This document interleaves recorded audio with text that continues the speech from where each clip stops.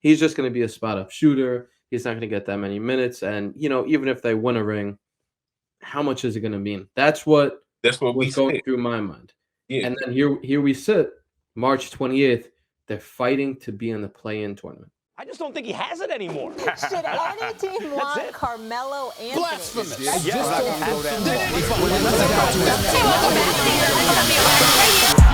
sir, Carmelo. What's going on, everybody? Welcome back to another episode of Control the Narrative, a podcast where we control the narrative that the media creates. If you're new around here, subscribe to catch our weekly podcast on YouTube, Apple Podcasts, and Spotify. And if you're a member, I fucked that up for the first time in a while. And if you're a subscriber, I can't believe I just fucked that up. If you're a subscriber, we appreciate you. And if you're a member, we appreciate you a little bit more. I blanked out on that. I like to pride myself on those intros, so I can't believe I just fucked it up. But kind of on that too, and the Lakers have been fucking up a lot of things this year, including Melo's involvement in the offense. So when Melo first signed with the Lakers, we had a podcast that was, I'm pretty sure, 9 hours after the signing was announced by Woj, or Woj tweeted or something. And we had a few people on. The guest tonight was on that episode, and me and him were not very happy about the decision, about the situation that Melo was getting himself into. And here we are. That was August. It is now March. So that's what, September, October, November, December, January, February, March. 7 months later. And we were right. So with that kind of setting the table, I'm going to bring on our guest for the night, Reggie. Reggie, how you doing tonight, bro? Hey, what's going on? Not much, man. It's been a long season. We haven't caught up in a minute, and I've been waiting for this one because shit for the Lakers has been downhill for a while, but now it's like this is the absolute bottom for Melo in terms of involvement in the team. So I've been waiting for this one for a minute. I guess let's just kick it back to last summer real quick. We'll start there. Last season, Melo was planning on coming home to New York. He never said whether it was the Knicks or the Nets, but he was planning to come home to New York because his son Kyan was entering high school, and Melo always told his son, yo, when you enter high school, I'm going to come back home, and I'm going to be there to watch you and do all that shit. He got a call from LeBron James. LeBron said, yo, Mel, the time is now. Let's do this. He said, we need you on the team. And Mel said, yo, do you want me or do you need me? Because there's two very different things. And LeBron said, no, we need you. And Mel said, all right, I'm going to be there. So my question to you is, now seeing what happened in this season with Melo starting 3 games, the team not playing well, Melo playing and getting 4 shots, 15 minutes, all these things that are going on. Do you blame LeBron more for making that call to Melo, or do you blame Frank Vogel for not involving Melo appropriately throughout the entire season? If we're going between those two, I gotta go with Frank Vogel. Because at the end of the day, everybody gonna bring up the relationship between LeBron and Melo, and him taking LeBron for his word, whatever. But ultimately, he got to look at everything that's in front of him and make that decision. And I don't know, maybe they got a deeper connect. I mean, of course, they got a deeper connection than what we know or whatever. But it was just me and you blatantly saw it's not gonna work. And I guess my whole thing too, whatnot, Melo knew what it was like playing with Westbrook because he was with him the whole year with OKC, and a lot of the same stuff that happened there correlated with the Lakers season and stuff, whatever. But Vogel, it's his job to make sure that he can put that team in the best situation possible for that team to run. And I know it's a headache because you're dealing with a lot of all them players who were more, famous than you, who got more clout than you or whatnot. So it's kind of hard to, to be in that position or whatnot, and I'm really thinking that like because they didn't keep Jason Kidd and he didn't get elevated. I think that it probably was maybe what was originally the plan, and maybe he could have handled that a little bit better, especially since he had already been an active coach but now, so it wouldn't be a situation that Chauncey Billups or that Steve Nash is going through. But he got a little bit of clout when it comes to coaching and everything. Yep. In any case, that's what his job is. He needs to put them in the best position possible to win games, and I just feel like he was trying to do his best to appease whoever had what type of authority or clout at the time. Just like he was just trying to make whoever happy. And so, I mean, he only can do what he can do because he's trying his best to keep a job. All right, But let me play devil's advocate real quick, because do you think, and I'm not saying I disagree with you, but do you think that Frank Vogel having to please the people he needs to please, doesn't that include LeBron, and shouldn't that by including LeBron also include Carmelo?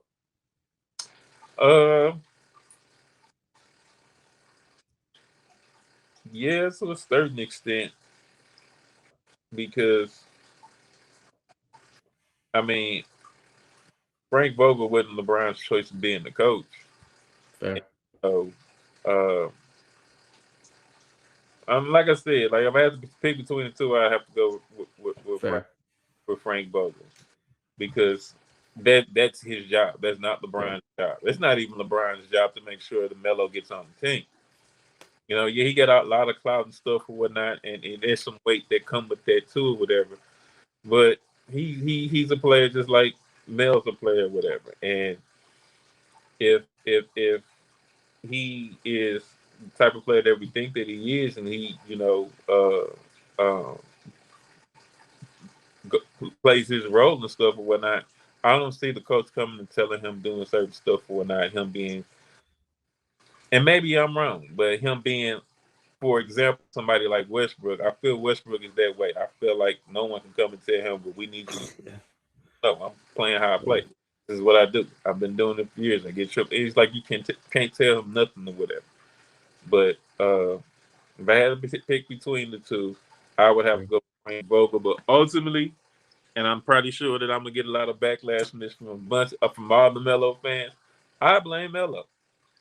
I completely blame him. That's on him. That's one thing that I'm starting to respect from LeBron more. He took his career into his own hands. He navigated it to way to where when all said and done, when he's long gone, everybody, all the speculations and stuff about the type of player that he is now, everybody gonna forget 10 years down the road when they see the rings that he got, the championships, the MVPs, and all that. Melo has never been in a position to do that. It's like you look at everything LeBron had to get there. Melo didn't have any of that, but no one's going to remember that. No one's going to say anything about that. Everybody, like how, for example, another one of your favorite players, Tracy McGrady. He didn't even make the 75th team. He is just as good as Kobe Bryant. He didn't have half the talent that Kobe Bryant had. And health. Have half of it. But everybody forgets about the things that he did. And me personally, I don't think that's fair. It's like, come on, you can't compare the two. He didn't have no Shaq. Yao Ming was always hurt. Either he was hurt or Tracy was hurt. So was T-Mac. Right. Grant Hill never got to play with him. Who else did he have? Who else did he play with? Luis Scola. I hear you though. I hear you. So it's. I hear you. I mean, but a lot of that goes into, to a certain extent, and maybe LeBron was just ahead of the game. He, when it comes to that, because there's a lot of players that's doing it now. I mean, KD started writing on the wall. I was like, you know what? I mean, ultimately, when it comes down to it, if I don't win no championships, people gonna be talking mad crazy about me. So let me put myself in the best position. Yeah, you're right. Get a ring, get that monkey off my back, and everything else is icing on the cake after that. And I think that's the biggest thing that in Melo's career is just like Everywhere you went, you weren't able to compete with people that you were on the same level with because they had more than you. They literally did. Y'all was on even playing fields, and it still even was even because the West was way harder than what the East was. Always. You were right there with him. As soon as he went down to Miami, you didn't have what he had in Miami. You didn't have when he went back to Cleveland the second time. You didn't have what he had when he originally went to LA. So it's Yeah.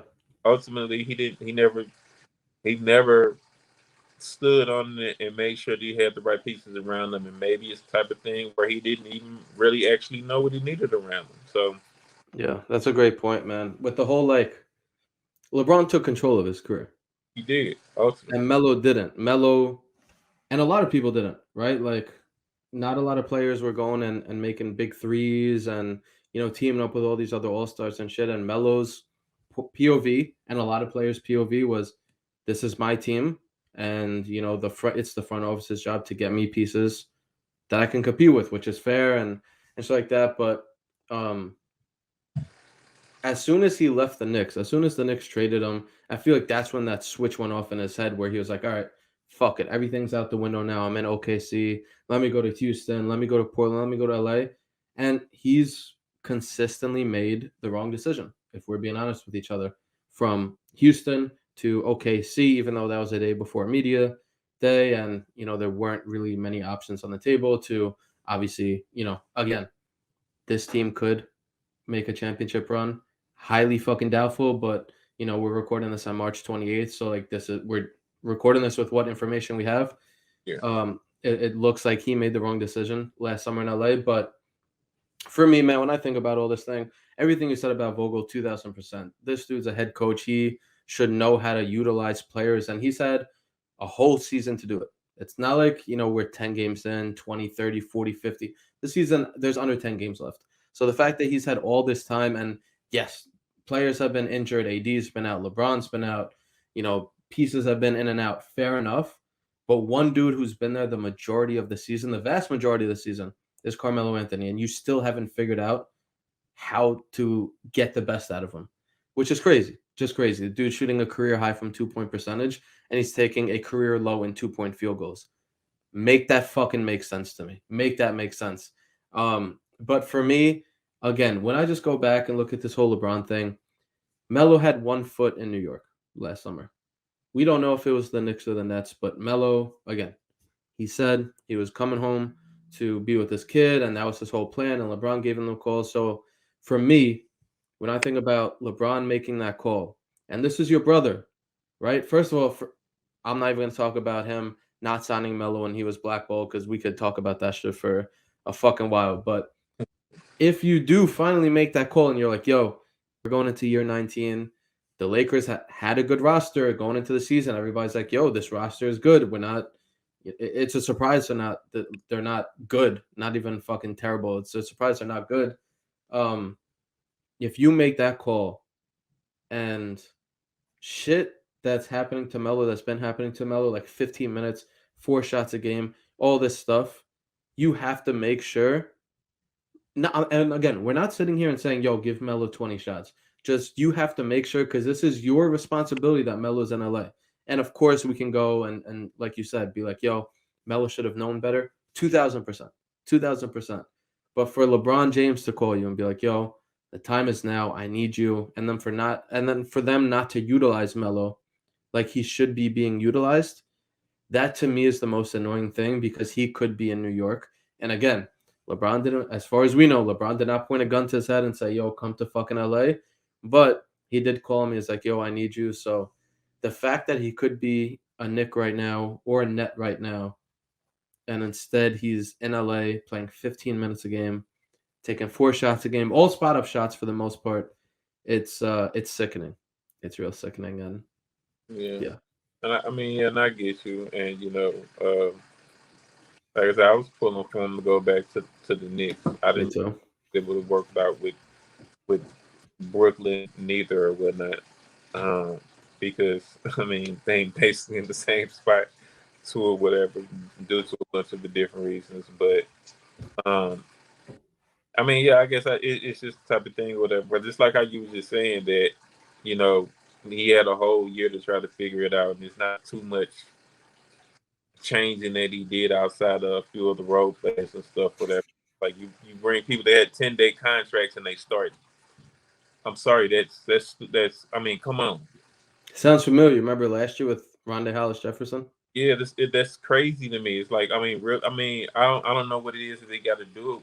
I don't. I mean, I'm sorry how we just briefly spoke before the show about the whole situation with Westbrook and stuff. And I'm pretty sure I have hella people on my heads about this. But why not test and see what it'd be like if Westbrook came off the bench and ran with the second unit for a while to see how that just see how it would work out or whatever. I mean, do a better job and lapse in how he played with LeBron or people that he just really don't play well with. I don't think he played well with Melo at all. I don't think him and Melo should be on the court at the same time that much or whatever. Or how you get rid of a floor general like Rondo. Or how, the only big man that you really do got now is Dwight Howard. Like, that doesn't make any sense to me. So, I mean, if y'all turn around, y'all saying this is an old team, and they're going to be a small team, that it doesn't make sense. They have no way of competing. They're not fast enough to keep up with the young guys. Now they're not big enough to use their body and bully them around. It's just like sense or whatever. And and like I said, like how it was called earlier this year, Melo's going to end up sitting in the corner, calling for a pass, and end up getting the grenade by Westbrook because he don't know what to do when he get to the hole. And it happened time after time again. It doesn't make sense. How did he take 4 shots, every single one of them threes? Yo, real quick, sorry to interrupt if you're watching on YouTube or listening on Apple Podcasts or Spotify, but just wanted to let you know that we have merch at Control the Narrative, and it's pretty fire, in my opinion. This is the Pixel Melo t-shirt that I'm rocking. Anything from Cuse Melo to New York Melo, Hoodie Melo. On this shirt, we got Scapegoat merch, we got Blackball merch, we got just regular Control merch. Shop CTRL the Narrative.com. T-shirts, hoodies, hats, beanies, stickers. Shop CTRL the Narrative.com. I think I got my point across. Go check it out. I bet you'll find something you like. Appreciate the support as well. Obviously, the merch sales help us fund these podcast episodes that we get to record every single week. So appreciate you. And back to the show. I want to ask you a question because we're kind of speaking on this a little bit already. All right. With the whole LeBron thing, him saying he needs Melo. One thing that I've been thinking about, and a lot of people have been thinking about because I've seen tweets about it, is do the Lakers need Melo fit-wise? What are your thoughts? They don't need him from what they're doing right now. Do they need him to win? Yeah, I believe so. I believe they do need to utilize him more. I believe they can put him in better positions to score for you. I believe they can put him in, better positions where, like how everybody tries to turn around, and mainly because of what the young kids say from Houston or whatnot. Everybody think that the way that teams are scoring is basically attack Melo, and that's how we're gonna score. So stupid. Are y'all serious? Are you kidding me? So LeBron not getting no one's getting past LeBron. Yeah. I mean, come on, this is absolutely ridiculous how they bring that up or whatever. But the best part, real quick to cut you off, is from that game, the Rockets shot the lowest percentage against Melo versus anybody on that team. FYI, just throwing that out there. But that's the first thing that everybody jumped on. Of course. Other narrative that people want to throw out there that he's just such a horrible defender that's what all the teams do. It's like, well, teams can't win because they keep attacking Melo. It's like, get the freak out of here with that bull crap. That is so stupid. And then on the other end, y'all not gonna use Melo to the best of his ability to make up for it if that was the case. So because he's not locking nobody up like he's Kawhi or Paul George or something, you're gonna treat him like I don't know who. And he like Patrick Patterson. Yeah, I mean, come on. I mean, he's shown us throughout even just this year how he can still create and get his own shot. How he still commands a double team. and it's like you don't take advantage of it at all. I mean, you don't put them in any of those positions to make that happen. And if you take certain people off the court and open and give a little bit more space for him to do so, he could work magic for you. I mean, I hate to beat a dead horse, but I mean, all the bull crap that Westbrook was putting up, and y'all just kept letting him do it. He kept doing. He kept having multiple turnover games. He kept having games where he's just shooting just unbelievable shots where he's hitting the side of the backboard or on top of the backboard and stuff, whatever. And everybody can say is like, he can't come off the bench. It's like, why not? Money. That's it. We talked about this last week where if they were getting paid the same, if Westbrook was getting paid $2 million a year, there's no chance in hell that he would still be starting. But the reason I ask this question is because the Lakers don't need Melo. And I say that because the way their roster is constructed right now, first of all, like you said, they don't utilize him to the best of his ability. So if they're not running offense through him in the post, which they do maybe twice a game, then Last game.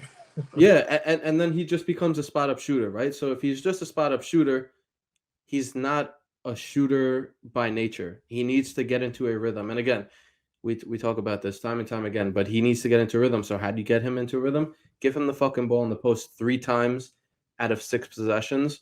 He's not going to shoot it every time, but he's going to touch the ball. He's going to pass it. He might get a shot or two up. And it's the craziest thing because you see him, even after free throws and shit, he grabs the ball and he like rubs it like that. And if people don't play basketball, you don't understand why he's doing that. It's to get a feel for the ball when he's out there running suicides, just back and forth, just going from corner to the free throw line to defend and going back to the corner and doing all the shit. So the way they're using him right now, again, it's not to the best of his abilities. They're not getting the most out of him. And at that point, it's better to have a guy like Wenyen Gabriel out there on the court. Because at that point, Wenyen Gabriel, he's going to bring you a lot of energy. He's going to bring you rebounding. He might bring you a little bit of defense. And he's going to do all that shit. And Melo, again, that Jalen Green comment from the Rockets, I just said he was literally the best defender, quote unquote, in terms of field goal percentage on the Lakers that game. And the reason he said that is because Melo had 5 fouls. So they were attacking him in the overtime. So, but people don't want to bring that up. They'd rather just run with that narrative that Melo can't play defense. So I just think the way this roster is built up, the way they're using Melo, and the way that they have a dude like Wenyen Gabriel, and who knows, man, Anthony Davis, apparently he's coming back soon. He's doubtful for tomorrow, so he's probably not playing tomorrow, but he might be back within a week. I'm very, very curious to see what happens with Melo's minutes.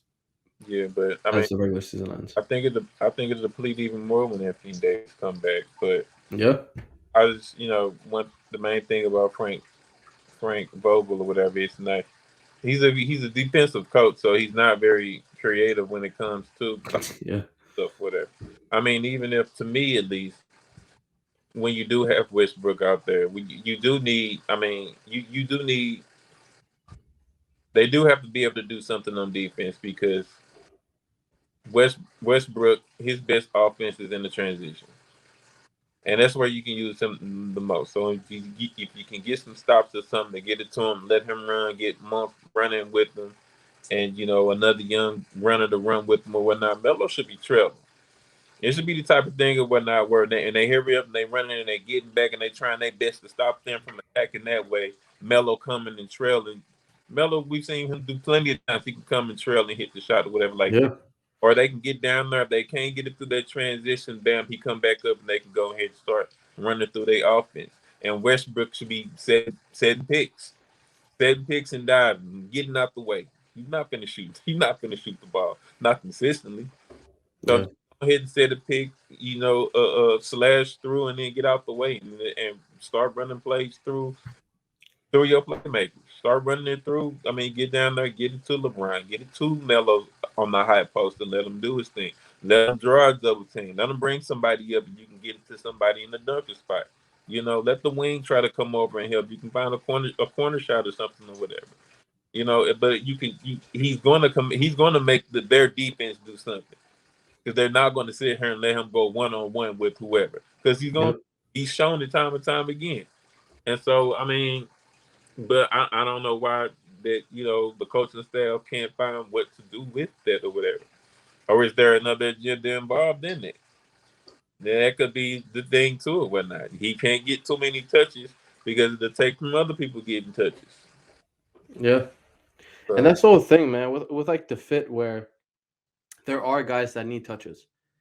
LeBron needs touches. Westbrook needs touches. AD, when he's healthy, needs touches. Malik Monk, THT, like I can keep going down the list. And we won't get into it just yet, but that's why I wanted, and we both wanted, but for me, this reason why I wanted him so much on the Knicks. And then you look at the Knicks this year, and they have a team where they need go-to scorers, and the Lakers have a few of them.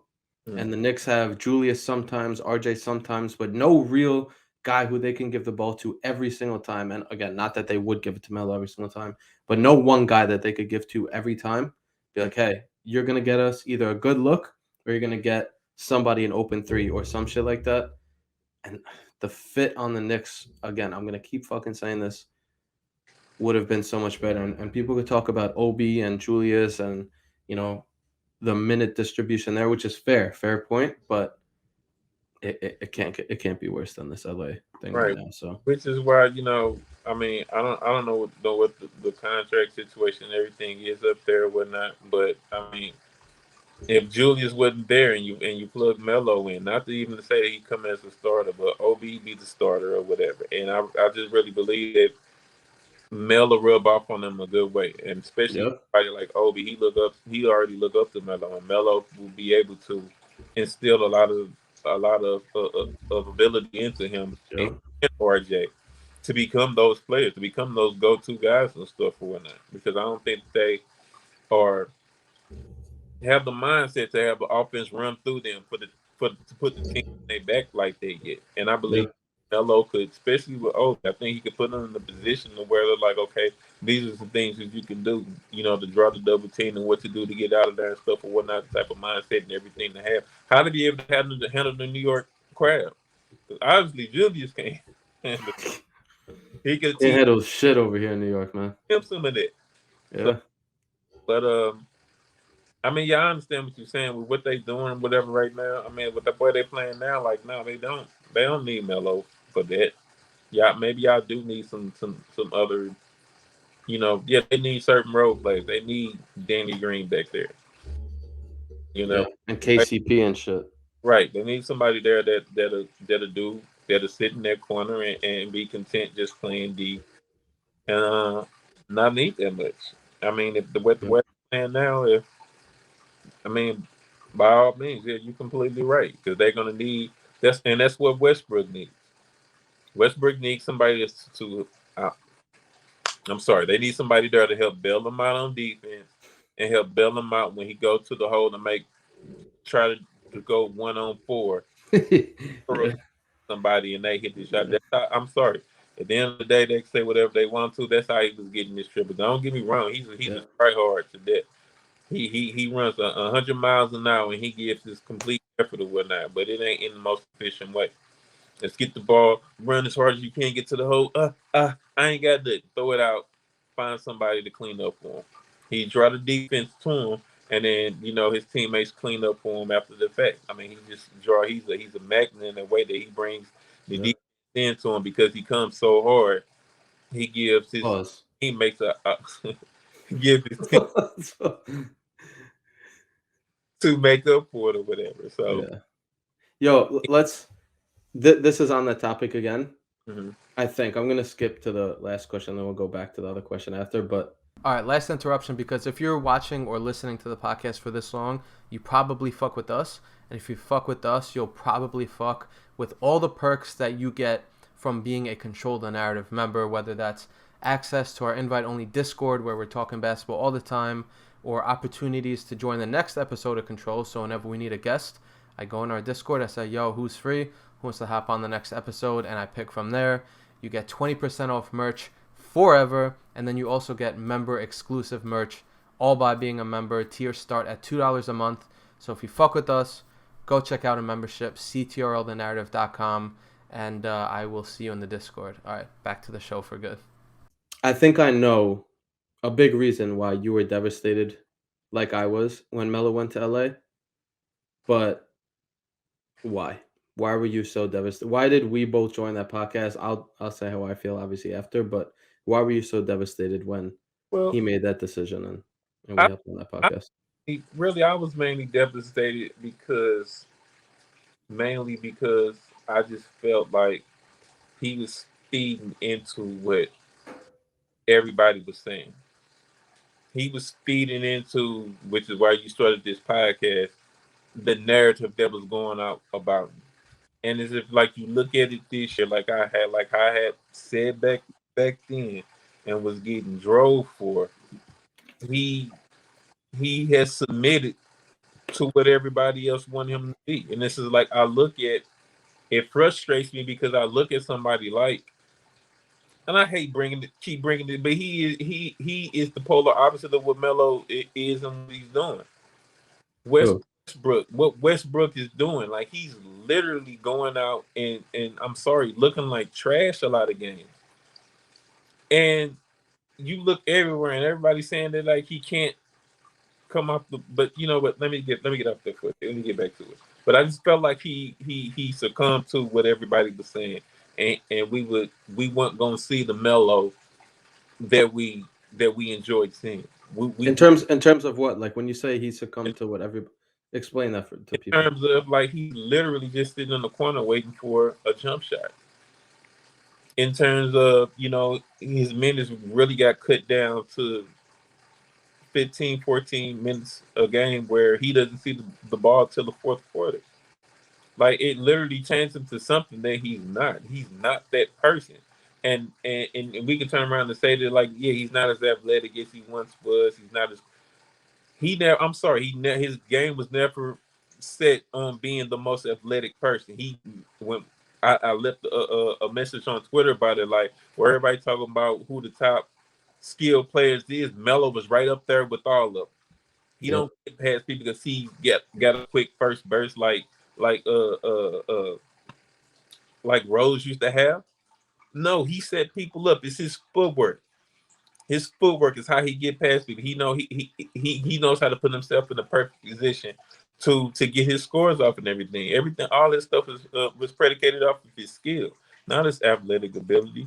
And we praise Kyrie and we praise KD and we praise Kobe for that. And you have Melo that's been doing it for the longest or whatever. Everybody talking about who's the best mid-range shooter that there was. It's like, what are y'all talking about?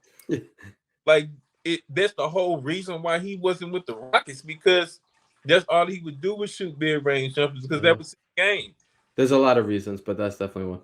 Right, but that was one of the big ones or whatnot. But then you turn around and you see Kawhi doing it. It's like, wait a minute.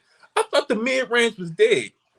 Melo does this like, oh no, that game's no one does that anymore. And you see DeRozan being celebrated for it this year. Right. And then when Kawhi won a championship, everybody's talking about, oh, he's the best mid-range scorer since Jordan. It's like, really? Yeah. And that stuff is just, and it's like, I'm not gonna even lie. Like when we get to the point now, and this is like, I'm mad that I was right about any of this. It's like I didn't want any of that. I really shout out to Sonny. I really wanted to be where Sonny was. I really wanted to believe. I really wanted to be rough. Like, yeah, I'm tripping. I am a bad Melo fan. I'm here to support him and make sure that it's just like I'm sitting in there just like, I can't believe this crap. I called every single one of these moves, everything. Yep. I didn't even think that they would get this bad. I thought they'd be a little better than this or whatnot, but even in all of that, everything else came best or whatever, and it's just like this. I mean, I don't enjoy seeing Melo play like this. I really don't. That's exactly what I was gonna say, bro. Like I think our whole thing was he sold his soul for a chance at a ring.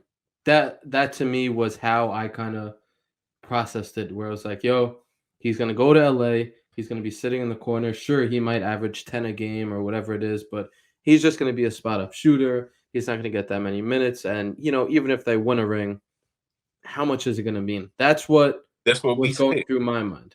Yeah. And then here we sit, March 28th, they're fighting to be in the play-in tournament. And Melo is not a part of the team like he would have been in Portland. And again, Portland sucks right this year. So, not saying that, I wish he stayed in Portland, but like he would have been in New York, like he would have been in Brooklyn, like he would have been in New Orleans if he wanted to go there. Like he could have been in so many places. He was like, I'm going to go to the Lakers. I'm going to play with LeBron. And I'm going to do what the team wants me to do in order for me to compete to a championship. Because he said it when he went on that little media tour last year, when he was when his book dropped and he got on the New York Times bestseller. Just started reading it, by the way. I'm like 100 pages in. Amazing book if anybody hasn't read it yet so far. Really, like, you really learn about him. Like I didn't know about him. So when he was going on that, he was telling people and ESPN and shit, he's like, I've done everything in my career except win a championship, and that's what I want to do. And if I have to sacrifice a little of my game, then it is what it is. And us being like, fuck, we've seen this before. Like, we think we know what's going to happen, and then to see it happen, and then them not even have a realistic chance at a ring, it's like, this is the worst of both worlds. This is, he's not being involved, and the team is not winning. And So it's like, so that's why, I was really upset, is because I felt like he sold his soul. And then here we are, March 28th, and it seemed like it was for nothing. And he's in year 19, obviously does not have too many years left. And it just seems like this season is just another season down the tubes. You could look at Houston, you could look at OKC, Portland. Like, you could just go down the line. When Phil came, everything went downhill in terms of just years being wasted from an all-time great player, scorer, all-time great player. When he missed the playoffs for the first time in his career in 2013-14, that was the best version of Melo. I think that was the peak Melo. Like, when people talk about the scoring champ or 09 Melo shit, I think 13-14 Melo. If you look at stats and just, that was the season he scored 62 points and shit like that, I think that was the most dominant Melo. And he didn't even make the playoffs because his team sucked. And anyway, we just keep going down the line, but that's why I was really upset about everything. And then again, to see everything actualize, and now we're seeing Melo take 4 shots and then them lose and blow a 20-point halftime lead. It's like, what the fuck are we doing, bro? What the fuck are we doing? So I think you and I saw that from and again, not that we saw that the team was going to be this bad, but we saw that he was not going to be involved. Like, all right, even if they do win, what is that going to do? And here we are. I mean, yeah, you said perfectly right. That was one of the takes that people really got me on when I compared him to Gary Payton, and was like, I had almost forgot that Gary Payton had run one. I remember that one, yeah, with Miami, and not comparing where their skills were at the time or whatnot, but the usage you can say, and you can turn around and say, well, Gary Payton didn't have much at that time, whatnot, to be used, and Melo Duke does, we can say, but they still not using them. So what does it matter? Exactly. Even if they would have won the ring or whatnot, I don't think nobody would remember, because he wouldn't have been playing memorable minutes. They wouldn't have put him in the best position to do anything. Yep. And so, even if, I felt like New York was the Knicks was a good spot or whatnot, because I felt like he had more of a say-so there. I felt like he had more of people that was in his corner in New York, to where it wouldn't have been that what it is now. Who cares about him? Great point.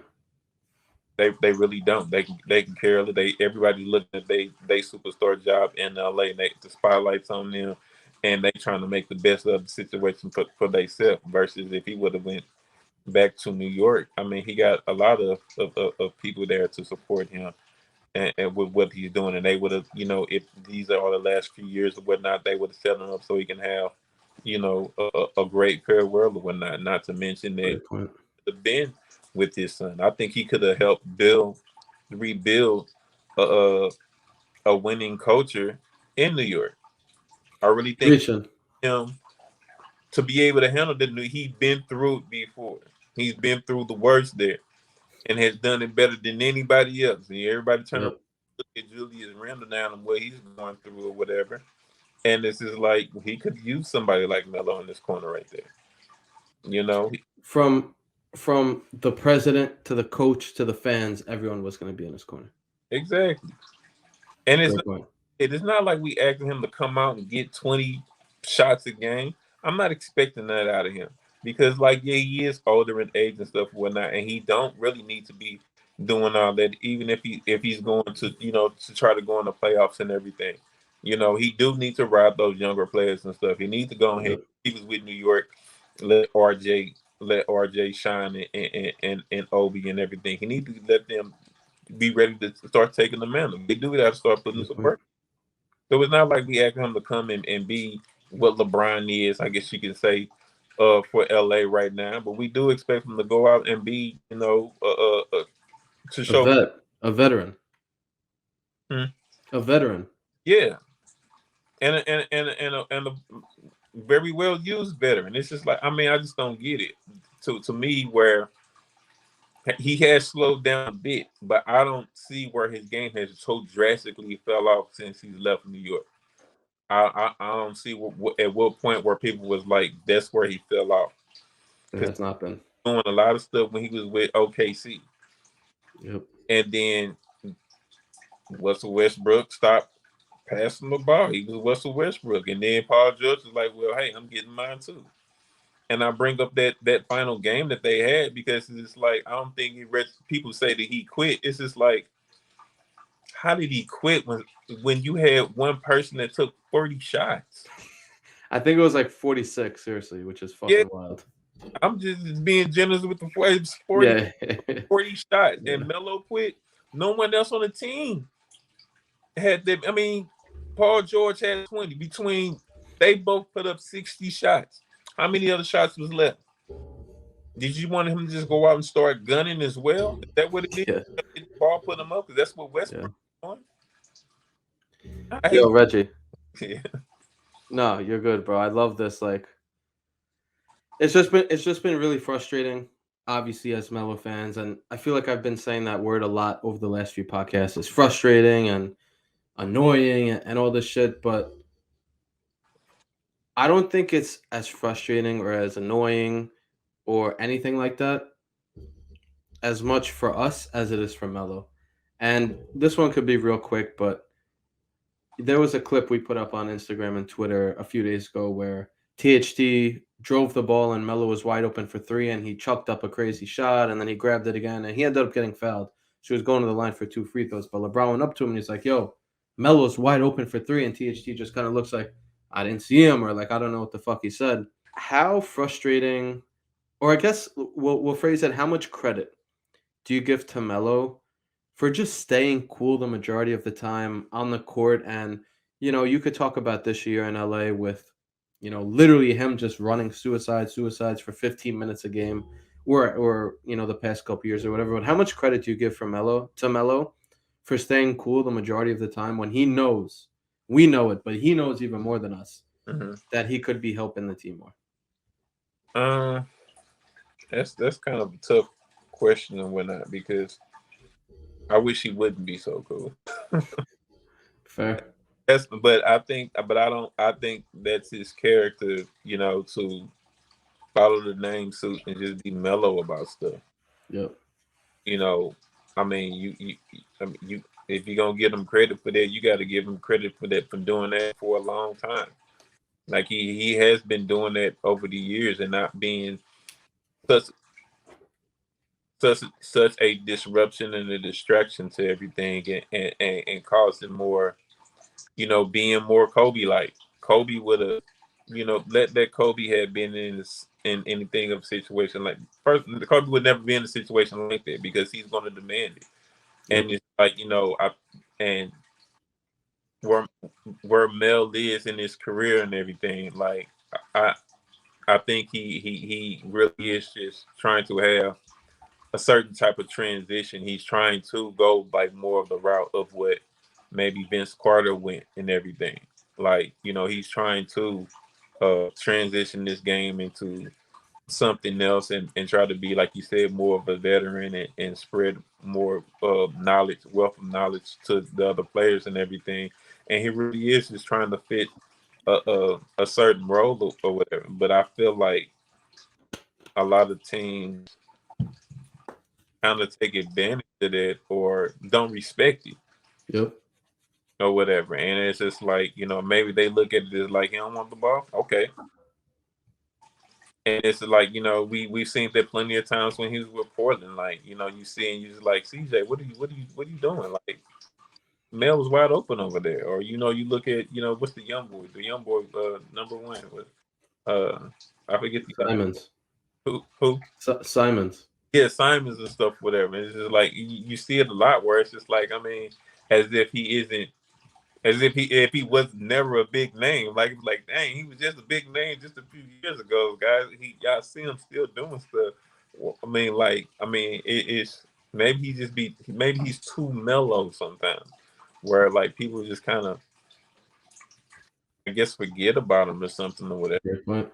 But but through it all, like, I mean, yeah, he's kept it cool. He hasn't been a huge distraction, which is, you can't say that for a lot of people. A lot of people they're gonna demand it. They're gonna want it in their way or whatnot. Like, I mean, Yep.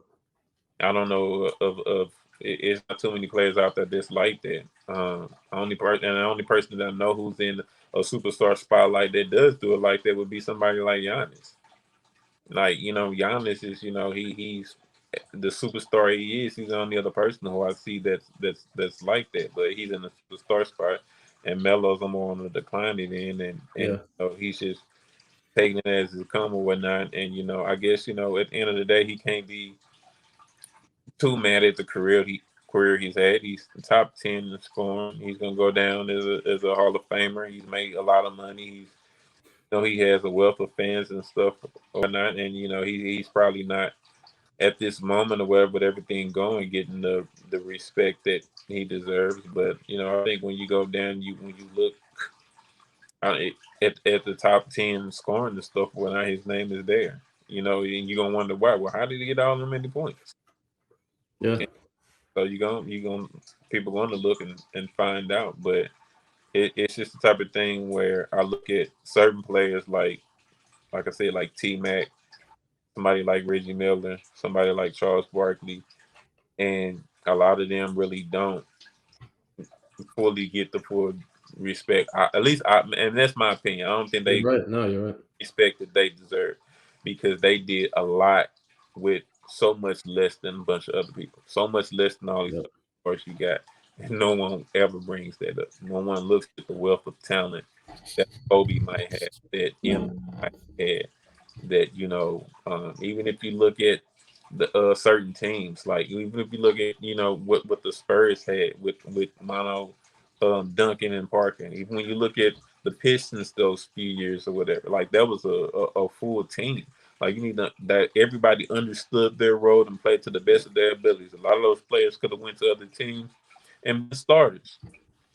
Everybody played their roles to the best of their ability, and it's like Melo and those type of players never had that, so it was a lot harder for them to achieve what was expected of them. The way Melo came to the league, people were expecting it, and he fell short. So in the beginning, he was balling, man, and you said one thing that caught my attention, where you said something along the lines of, this is the narrative of him now. Like, he's in this role, and there's really not much he can do or speak out or say about it, because then everybody will be right. So it seems like, he's just playing in this small lane, this narrow lane, because he has to. Because what if he came out and said, yo, I need more shots, or I could be utilized more? Then everybody would be like, see, I told you, like, he's selfish or this or that. So he can't say anything, which is, I imagine, really, really frustrating. And like that clip, when you see THT drive and Melo's wide open, occasionally, sure, he'll put his head down and run back or whatever. But most of the time, he's just putting his head down and sprinting down to get on defense, because the vast majority of the time, these dudes, Westbrook or THT, are throwing up some wild fucking shot, and then the other team is off on a fast break. So I just wanted to put this question in here real quick, just to give him props and respect for that, because I've played basketball, and there is not much less, what's the word I'm looking for? There's not much less deflating than playing basketball but just running suicides. And again, it'd be one thing if people would be like, "Yo, why doesn't he, just lock in on defense?" He has, or why doesn't he, just rebound the ball? And another thing that I've thought about, I don't know if a lot of people feel like this. I don't know if I've ever said this out loud, but one thing that's been crazy to me over the past few years, and it's pretty much since OKC, is Melo obviously hasn't been, the guy since New York. Mm-hmm. And it's literally to a point where he has to get excited about rebounding to keep himself mentally in the game. He did those like fuck out of here, I got it a little bit in New York, but nowhere near the amount that he did in OKC and Portland and shit. And I don't know. I'm curious. One day when he comes on, I'll ask him. But I wonder if it's just to stay mentally locked into the game, because what the fuck else does he do? He just runs back and forth and sits in the corner. So it's like, all right, cool. When he gets a rebound, like, I got to fuck out of here. Like, all right, like, let's go. Now he's like back in the game because he feels like he contributed something. When he's just running back and forth, sure, he's spacing the floor and doing shit like that, but that doesn't fulfill you as a basketball player when you're like, oh, I gave that guy a lane to the hoop because my guy had to stay on me in the corner. Like, I don't know. I just thought about that rebound thing, but I just wanted to give Melo his flowers and respect for that because, from being the guy your entire life, and I'm reading the Where Tomorrow's Our Promise book from, Red Hook to Brooklyn to Cuse to obviously Denver, New York, and all this shit, to really taking a backseat like he's had to and being okay with it and thriving in it and just mentally being on the court and in the game. I can't imagine how tough that is. Like, if I'm playing pickup at the gym that I go to and I don't get the ball, or like I don't touch the ball for like 5 possessions, I'm like checked out. And this dude's in the fucking NBA and scored the 9th most points in NBA history. So I can't even imagine how he's feeling. So I just want him to give him his credit on that. Yeah, and it's just, and I believe a lot of it is also due to the fact, like you said, he got to get a feel for the ball. And I think it's where he has to have his hands on the ball. If he can't get it, through offensive, possessions and stuff or whatnot, on rebounds, he got to get to the ball. He got to touch the ball. And it's like you said, him touching the ball, just that alone, like you said, gives him feel like he got done something. He has a purpose, and and I ain't gonna lie, I really wish that that he was even more in tune to that. Like, cause then at least, can't nobody, if it was the type of thing where he was getting like 8+ rebounds a game, it's just like, I mean, come on, he getting 8+ rebounds a game or whatnot. Like, you can't say he ain't out there doing nothing.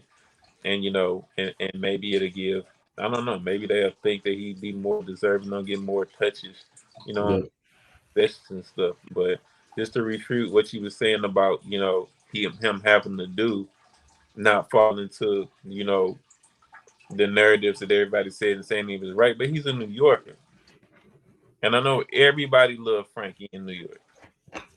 Everybody loved Frank Sinatra. Your favorite song is I thought you were talking about Nilakina right quick. No, I'm talking Sinatra. And I'm doing it my way. He's Brooklyn. He's New York. If you go out doing it your way. That's my, and that's another thing that I was just kind of disappointed in. I don't feel like he's going out on his terms. I don't feel like he's doing it the way that he wants to. And it's not, like I said, they're not, going shooting the lights out. It's not going dropping 60 on, on your last leg like, like Kobe did or whatnot. But being able to contribute, being able to score on different spots on the floor, being able to draw a double team in, being able to do what it is he's still able to do. He's still able to do a lot of those things, and they just will not give him the opportunity to do so. And I love that, doing it his way.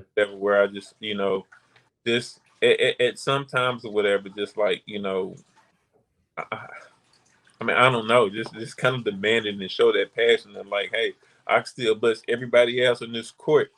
Y'all gonna give me my respect and let me do my thing. Yeah. He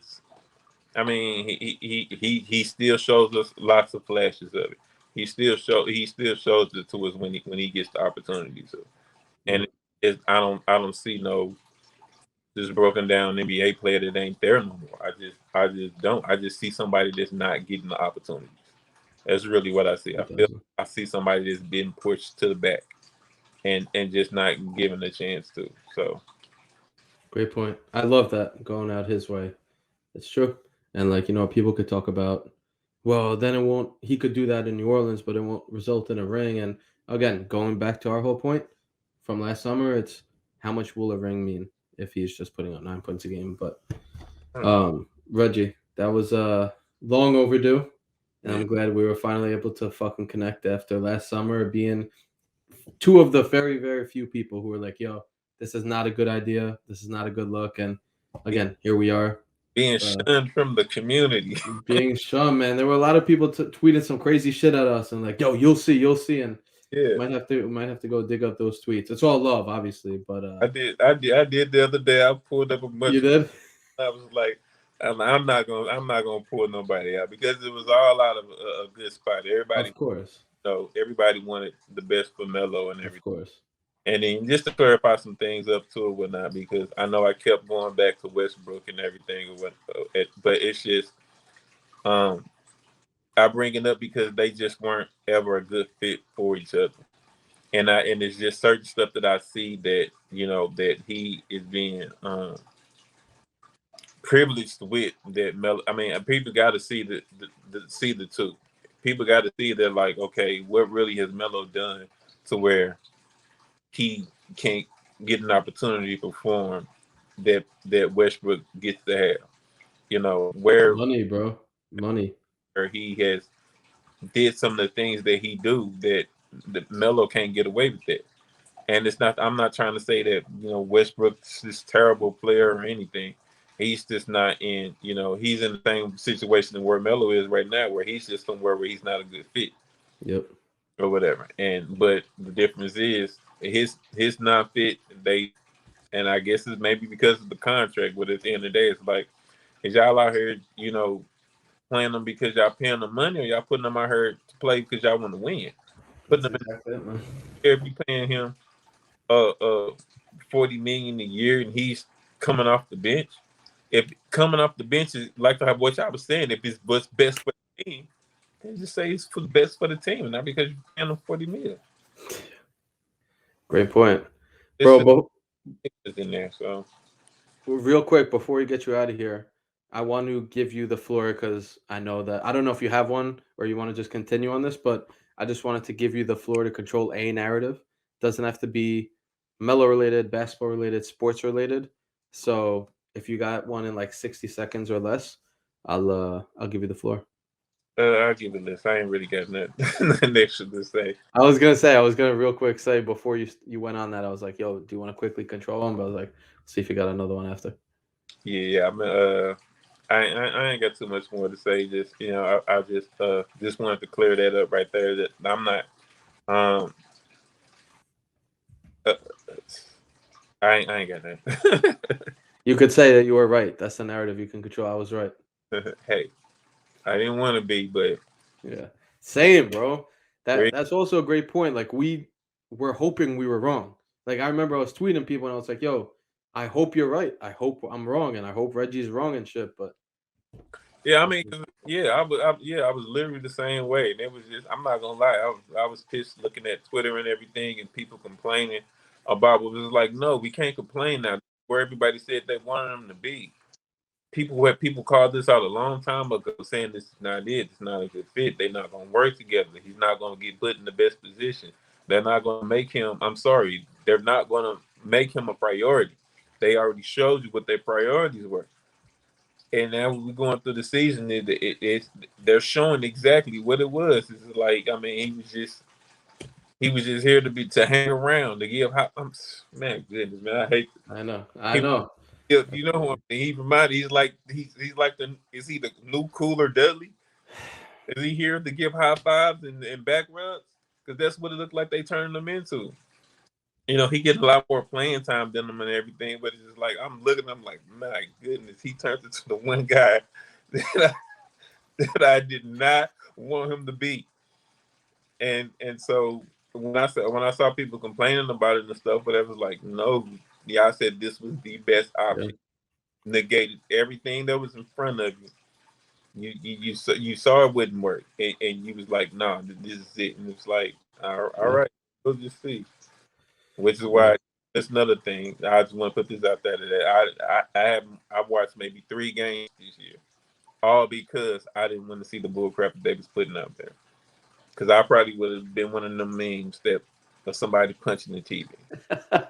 Yeah, it's been a rough season, man. It's been a rough season, but I appreciate you staying in the community on Twitter and all this shit that we've been through this year. So I also appreciate your time tonight joining us and kind of recapping the season. But we'll get you on again at some point. And I appreciate you, bro.